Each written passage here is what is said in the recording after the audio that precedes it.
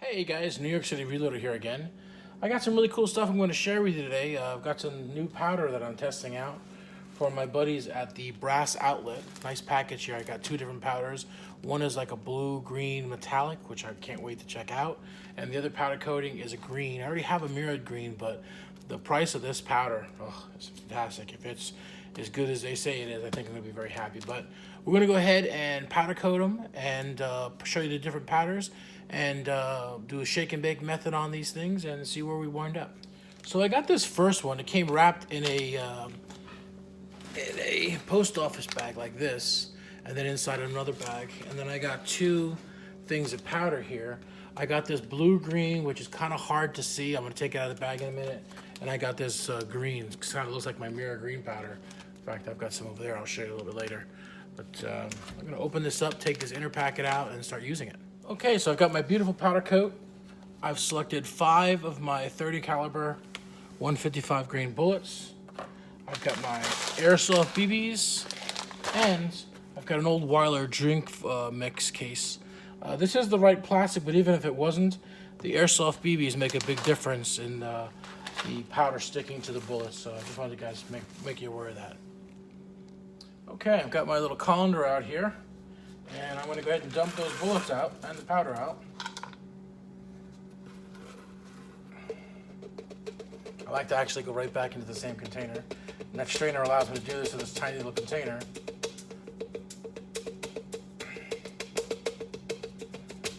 Okay, for the most part, I've knocked off all the powder coating. There's a little bit here on the table. What I'm going to do is I'm going to go ahead and get my tray, and I'm going to go ahead and drop some of these bullets here. I want to get some powder on my fingers first. If I'm going to touch these bullets, having some powder on your finger, make sure that the powder coat doesn't come off. Okay. I'm going to be using the ice cube tray method, which you've seen me do in previous videos, to make sure that the bullets stand up without me having to try to get them to stand up.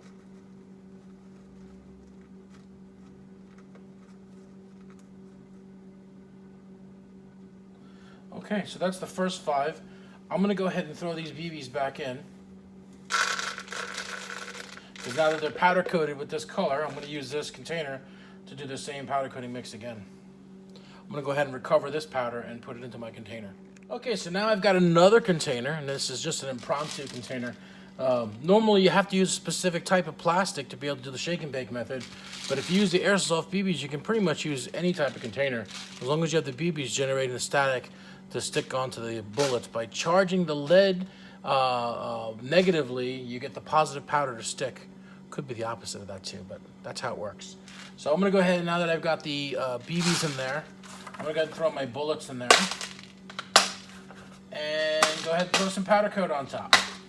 Okay, what you see here now is a water bottle, a smart water bottle. I've got 5 155 grain 30 caliber bullets in here. I've got about 64 BBs, airsoft BBs, and I've got a little bit of powder coating. Not a whole lot. I didn't put a whole lot because you don't need a whole lot. With this method, everything sticks. So I'm going to go ahead and shake these up. I'm going to do most of that off camera because you don't need to see that, and I'll be right back with you. Okay, I've shaken it up enough. I'm going to go ahead and take this and pour it out into my sifting bin. And now that I've got that out, I'm just going to tap it here a little bit. Knock out the powder. Okay, so now I'm going to go ahead and take these with my finger. I've gotten some powder coating on them. And I'm going to go ahead and place them right next to the other ones in my ice cube tray. And I'll show you how that works again in case you missed my video on powder coating bullets with an ice cube tray, a mini ice cube tray.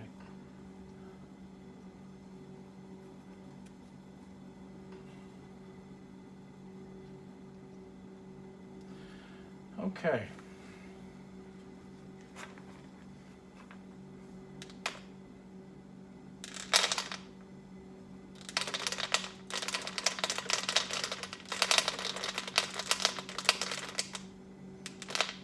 Okay, back in my container.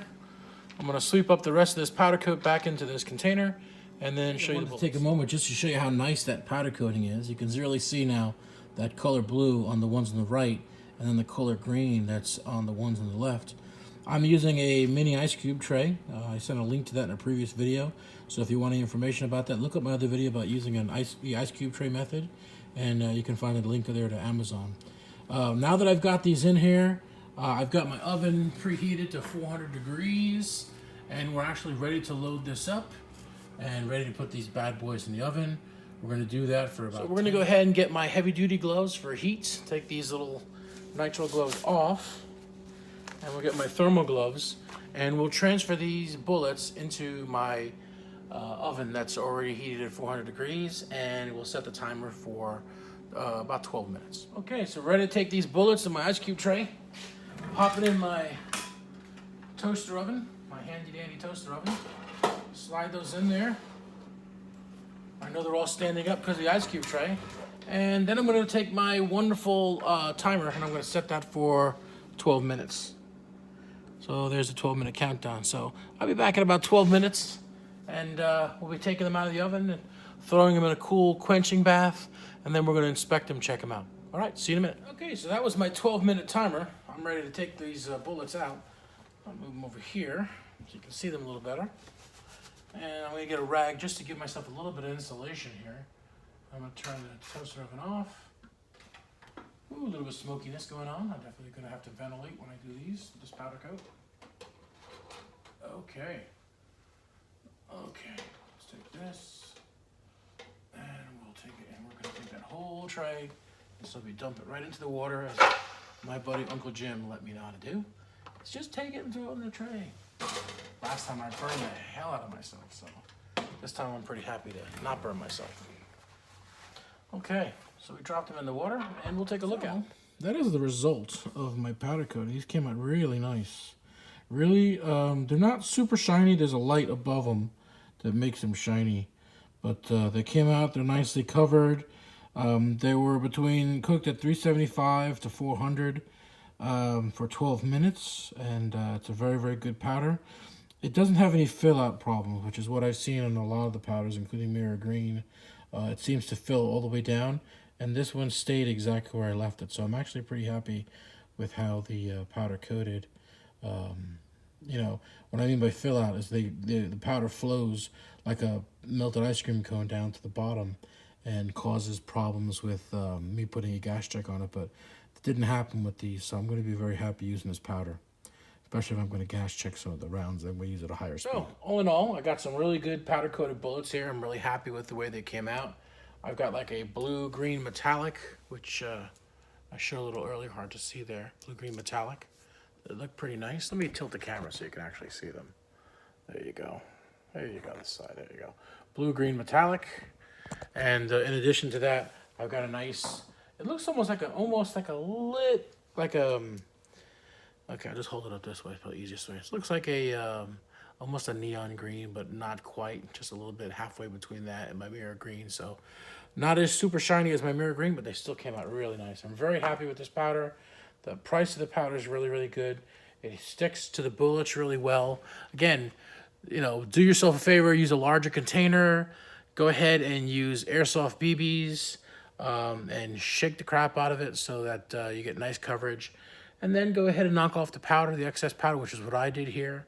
And I probably used a lot less powder than I normally do with these, which I was very, very surprised the coverage was so good.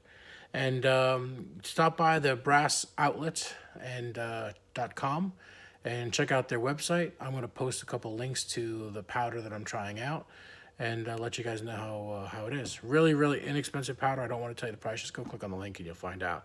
But it's very, very inexpensive compared to everything else I've been using. I've been using powder by the pound, which I get great results. I also use Harbor Freight in some situations, but I was looking for another powder supplier that can come up and give me some nice, inexpensive bulk powder prices, and these guys seem to fit the bill. As always, guys, make sure if you're watching my videos that you hit the subscribe button. That way I'll be enticed to make more videos because I know there's more people watching it. And when you get a chance, stop by the Reloaders Network. That's where all the great reloading and shooting content creators hang out these days, and you might learn something. Have a great day.